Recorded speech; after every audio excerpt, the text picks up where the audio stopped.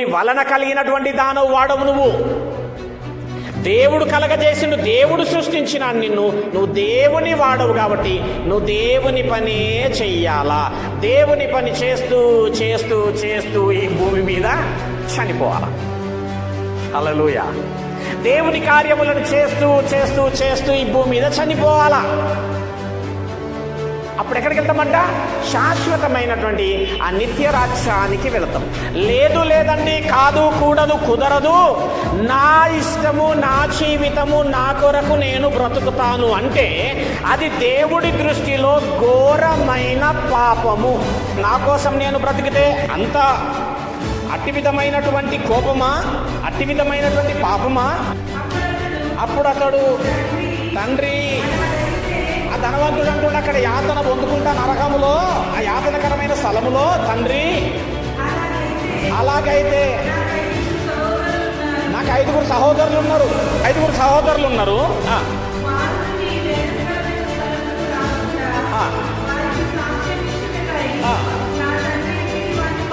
అంటే ఇప్పుడు ఈ 5 సహోదరులు కూడా ఎక్కడున్నారు? తండ్రి దగ్గర ఉన్నారు. బాబా, నేను సింగిల్గా భోజనం చేస్తా, ఎవరికి పెట్టాలి, నేను ఒక్కనే. నాకు 5 సహోదరులు ఉన్నారు, వాళ్ళు కూడా మా నాయన దగ్గర ఉండు, నా దగ్గర లేదు.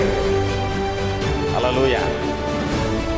అంటే వీడి బ్రతికి ఎట్లా బ్రతికినాడంటే వాడికి ఇష్టమైనటువంటి జీవితాన్ని జీవించినాడు. కావున యాతన పొందేటటువంటి ఆ స్థలమునకు వెళ్ళిపోయినాడు. కాబట్టి నీ కోసం నీవు బ్రతకడం అనేది తప్పు అనేటటువంటిది తెలుసుకుంటే నీకు పరలోకం ఉంటుంది. మీటింగ్ అనగానే ఏం చేయాలా? వచ్చేసేయాలా. దేవుడి యొక్క కూటమి ఉంది, రండి అనగానే రావాలా, అందులో పాలు పొందాలా, సహాయపడాలా, సహాయం చేయాలా, ప్రయాసపడాలా, కష్టపడాలా. ఆ దేవుని ప్రకటించేటటువంటి ఆ యొక్క విషయంలో నువ్వు పాలిభాగస్తురాలవుగా నిలబడాలి. నువ్వు కూడా దేవునికి స్తోత్రం. నువ్వెక్కడి నుంచి ఏం చెయ్యాలంటే దేవుడి కొరకు కష్టపడేటటువంటి వాడవై ఉండాలి. ఎందుకు అంటే దేవుడు నిన్ను కొని నిన్ను సృష్టించి నిన్ను కలగజేసినటువంటి వాడు కాబట్టి దేవుడి కొరకై జీవించేటటువంటి వారమై ఉండాలి.